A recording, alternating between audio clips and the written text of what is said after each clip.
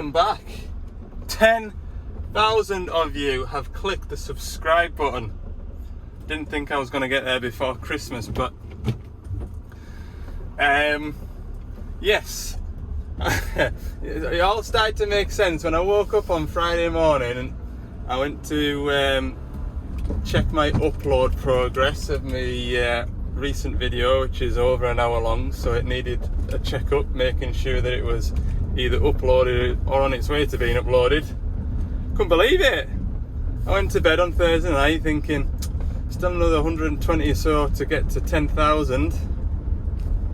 Reached it, and that is all down to one Crawford's Farm. Yeah, and it all sort of made sense of it because about a week or so ago I was chatting to him on Instagram, and I was sort of saying, oh, this last 500 subscribers to get me up to 10k was taking a bit of time. I was a bit kind of, maybe I've peaked, but some of you have taken heed of his request and come and found me. So welcome aboard. This is Ali's Digger Diary. I'm a mechanic, plant mechanic in the north of England, if you didn't know, and I work for a Devellon dealer, the only Devellon dealer in Scotland, no less. However, I cover Cumbria and the borders, so a bit of Scotland, a bit of England, and today we're going to be working in England. So I work out of Carlisle. This is the yard that I work out of. It's Rickaby's. Now I don't work for Rickaby's, I work for Gordon's, but Rickaby's have let us have a little bit of workshop space, an area where we can have parts, and an office space for the parts man and salesman. So I am in Carlisle today. I'm heading to the middle of nowhere. Literally, I don't even know how to describe it, but it's sort of northeast way to a timber harvester.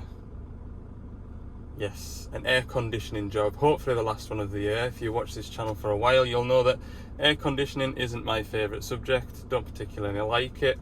About 5 or 6 weeks ago I fitted a new air conditioning compressor to said timber harvester, and today I'm going to go and replace that compressor by the sound of it.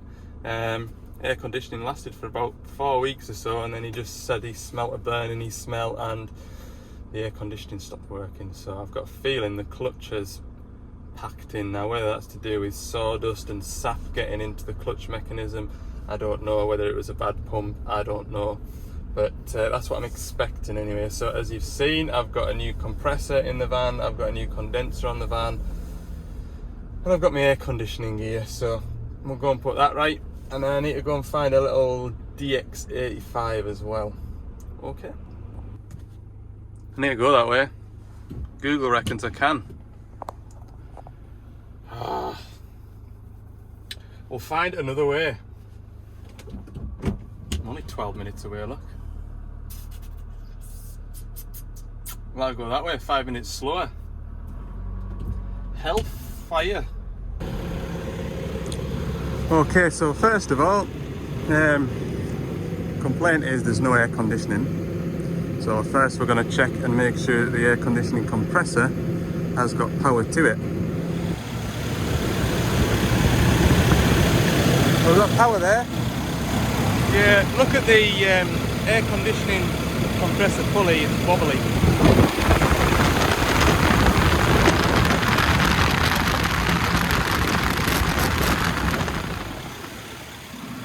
I think that clutch is knackered, which is strange, but not unheard of.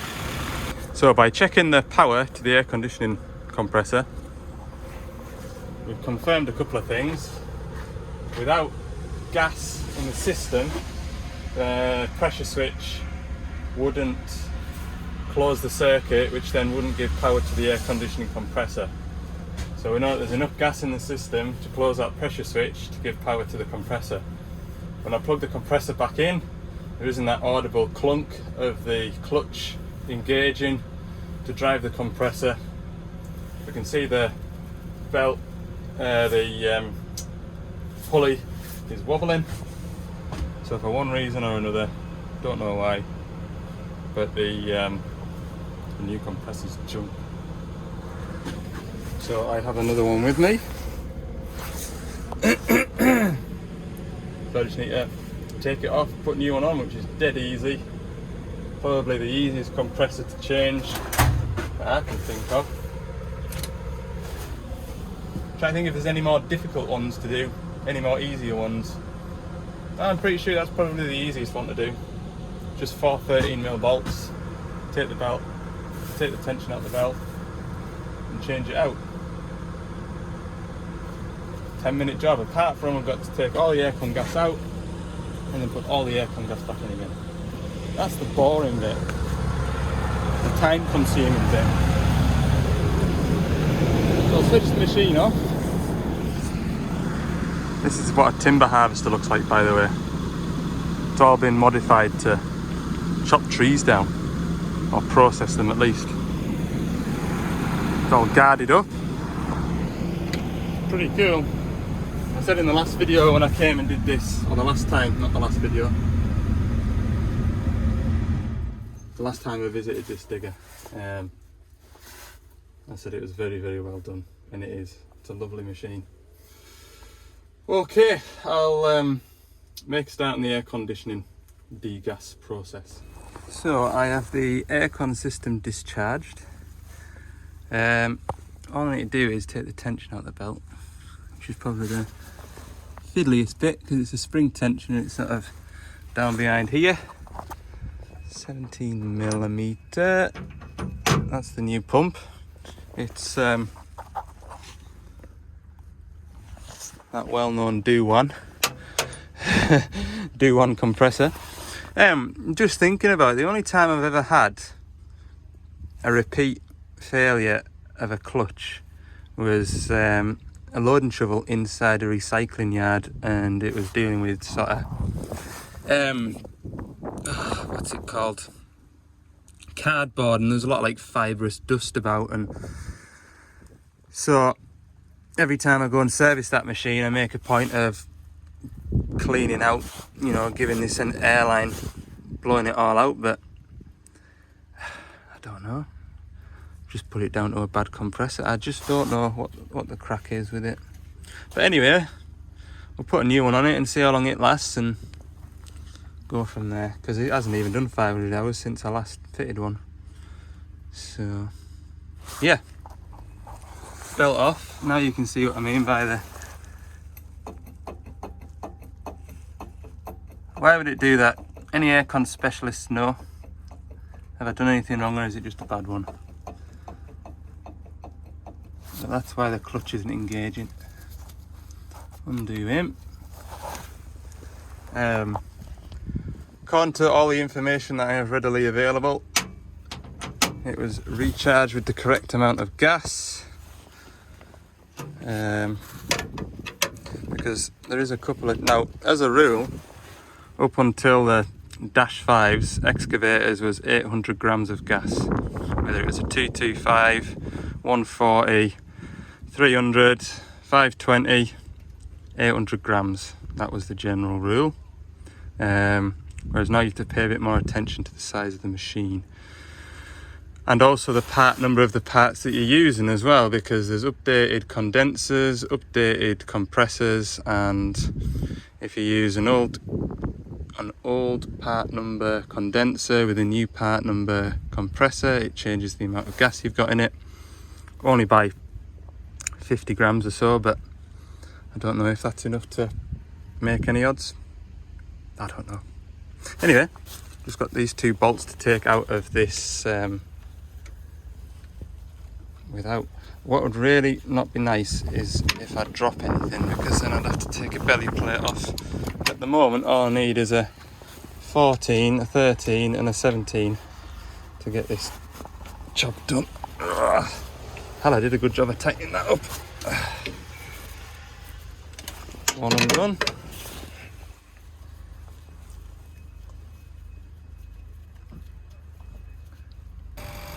Okay, so we're just pulling the vacuum now, and that's going to dry out all the air in the system. It's going to make everything ready for the gas.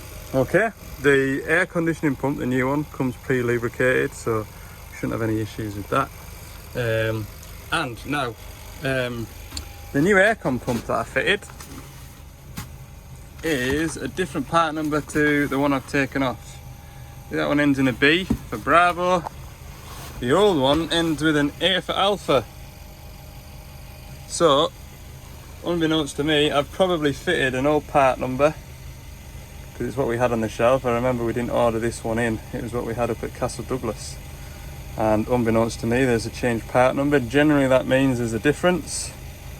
It could be something as small as a different colour of paint, or it could be something inside there or inside that clutch that makes it last longer. Who knows? But I'm a little bit more positive now that I've changed this out for a new one. You might be asking, oh well, it's not raining that hard, why have you parked the machine so close? Well, my extension cable's packed in, can't get it to work, so I'm running straight off the back of the van.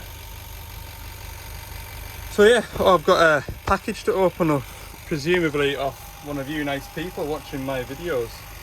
We'll have a look at that in a minute or two once I've got squared up a bit. Right, there we go. It looks as though it's working. The condensation in the cab's disappeared, so that would suggest it's working. I'll jump in the cab in a minute and just check. Just have a tidy up of bits and pieces, and then we'll go find somewhere nice for lunch. That's the plan anyway. Yes. Another job well done. Hopefully this pump lasts a little bit longer. So I'm back in the van, just after 12 o'clock, ready for some food. I'm hungry. Any of you that are new to the channel, just joined us over from Crawford's farm. There is normally a little bit more spannering and tool time, but sometimes we just get days like today where it's just sort of little jobs, which goes to the next job. It's going to be a software update on an 8.5 ton digger. Now these diggers all have telematics, so I can just find the said machine on the telematics. I can then click find machine and it opens Google Maps, and it usually takes me straight to the front door, which is super handy. Yeah, change of plan as there often is. I got 5 minutes away from that 140 after doing the aircon on it. I had a phone call from another customer with a DA40 dump truck. Big thing, big lump of a thing. Big lump of a thing stopped moving. So when I looked at where I was to where the dump truck is, which is here, I was 25 minutes away. Where the 8.5 tonner is was an hour away from where I was, and it's about, well, it's closer to the 8.5 tonner from Carlisle than it is to get to this job, so I've come to this job because I was close. And now that I've got here, I'm just waiting to sign in. I'll just get back to some of my messages and things that have popped in while I've been driving, and the fellow with the 8.5 tonner said, you needn't come, I've managed to get it sorted. So the problem with that was he picked up his tilting bucket last week, put the tilting bucket on the machine, and it was severe doing the tilts. Couldn't slow it down. But anyway, it's worked it out. So that's a good thing. So that would have been a wasted journey anyway. I'd have got all the way up there, then looked at my phone and gone, oh look, he's sorted it and I'm here now, so what do I do? So I've made the right decision, but yeah. Sometimes I need a little receptionist just sat next to us here just to answer and receive phone calls and messages while I'm driving. Anyway, I'm just waiting to get signed in. Oh look, we're next to a duck pond. DA40, this is what it looks like from here. This one, so apparently it is trying to drive, but it doesn't drive. Now I've had a quick look underneath, there's nothing jumping out at me other than there's a bit of oil about like here.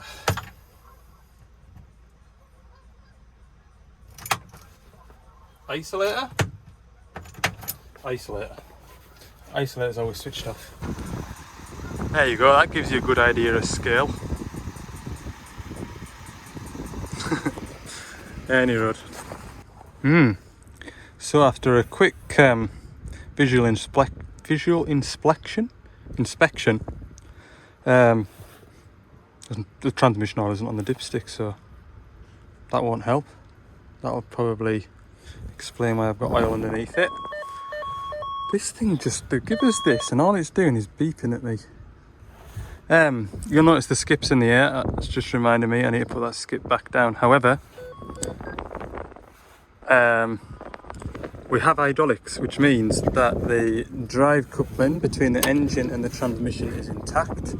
Therefore, it is spinning the hydraulic pump, which is allowing the hydraulics to raise up and down. So just while I remember, we'll pop that down.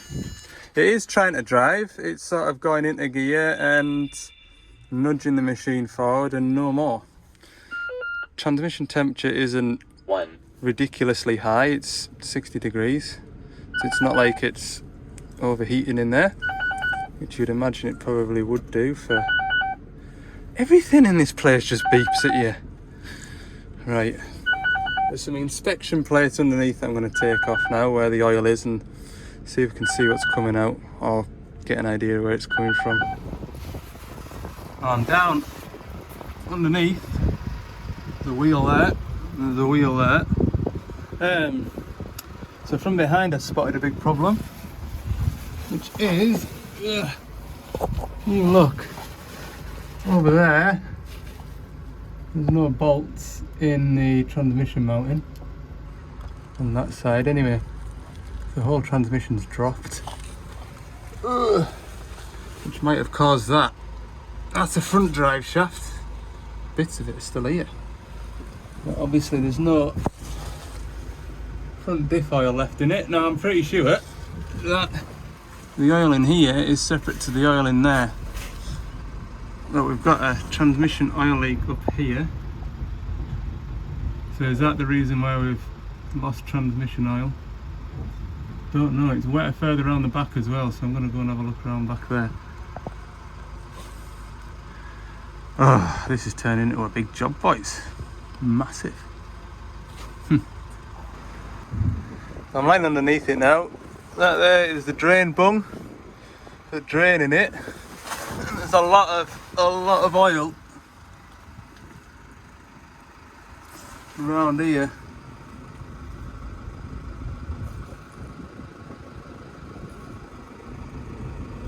I just don't know whether them bolts coming out that far side of the transmission has cracked this side. Worst case, obviously that's where the prop shaft is there, so has it just leaked the oil out the diff and run down here? But according to my transmission oil dipstick, there is no oil in the transmission, or not enough to be visible on the dipstick anyway. I've got no bolts in up here either actually.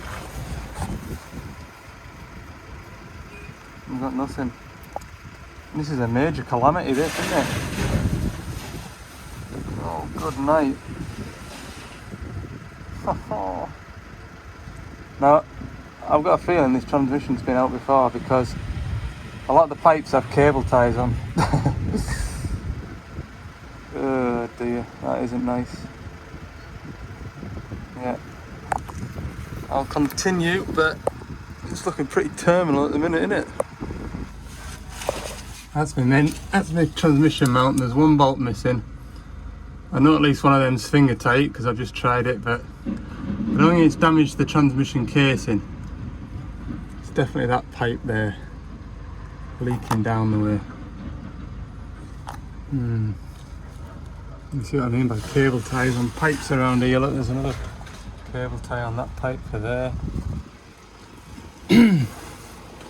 That's the biggest problem, I think. I mean, I don't even know what sort of shape them holes are in for the transmission. What's left on this side, I do not know. There's not a single bolt left down there anyway. There was a bolt just lying in the belly plate over here if I can try and reach it. I'll fish it out. But that's the biggest problem there. That is the biggest problem.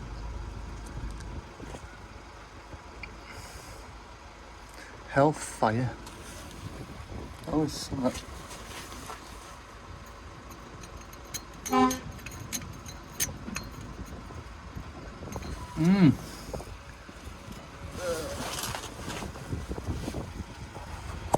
I've got both belly plates off under the transmission. I've managed to find out of that side over there, found that bolt there, and then out of this side I found that head of a bolt and that one there. They've just simply not been tightened up enough. You can see now when you look at it, the transmission is leaning against the exhaust. Yeah. There's at least one broken bolt going into the side of the transmission that way. 3 are still in on that side, so that's the missing one for that side. But because it's slumped that far, the holes don't line up, so I can't even tell how many snapped. But I mean, one's bad enough, isn't it? And one is bad enough. Lovely, isn't it? Absolutely amazing.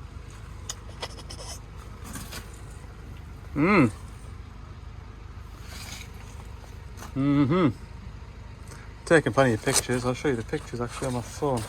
Hang on. You can see a bit clearly there now how far it's dropped. That's this side here. Down in there. Broken bolt. Leaning against the exhaust. That's the diff. They're the 2 bolts that hold that shaft to that diff. Snapped. Ugh.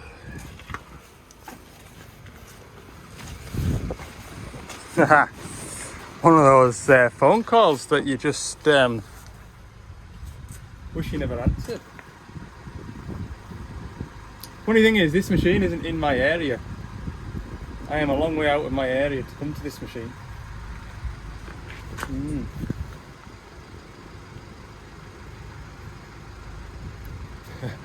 Get your local dealer to carry out the repairs, not me.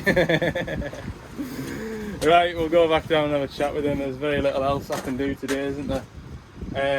I think it will drive. If I put it into 6-wheel drive, it'll put the power to the back. I think obviously what's happening is it's trying to turn the easiest wheel, which is obviously that side, because it hasn't got a shaft attached to it. Which you did say if you put it in a 6-wheel drive, it does want to drive. So you don't want to drive far with it like that though, do you? Right then, so I have just tested it, as in I've locked the drive to the back and it does move quite happily. Obviously you've got that shaft off down on the front diff, so any sort of speed and that thing's just going clang, clang, clang. I mean, I've literally moved it from there to there. So it would drive onto the back of a wagon if we wanted it to, and get it to our workshop up at HQ. It sounds like I'm trying to palm it off onto the HQ lads, and I would never dream of it. It'd be far safer to do it in a workshop environment, and probably slightly easier without certain rules and regulations, if you catch my drift. Not that we'd be doing shortcuts, we'd just been doing things that wouldn't need a signature before doing, if that makes sense. That would be my recommendation anyway. Get it on a wagon, get it sent to Scotland, or get it on a wagon and send it to a famous auction house. Nah, there's still loads of life left in that old beast. Just wants a little bit of money spent on it. Don't know if I told you, 16,000 hours that thing. 16,000 hours. So, yeah.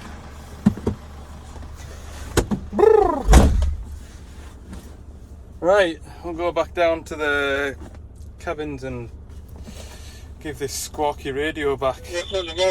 See, it's listening to us. Hey, just like that, I'm home. Like magic. click of the fingers, and I nearly forgot to finish off the video. So, thanks for watching. Hope you've enjoyed it. Just a short one today, but we'll get back into the swing of things. Trying to decide what to do tomorrow. I'll find out in the morning, I think. See what parts are lying about and go from there. I feel like I've got a lot to do, but I can't just think what I want to do or what there is to do that's more pressing than other jobs. So, yeah, no doubt it'll be in the rain. See you in the next one.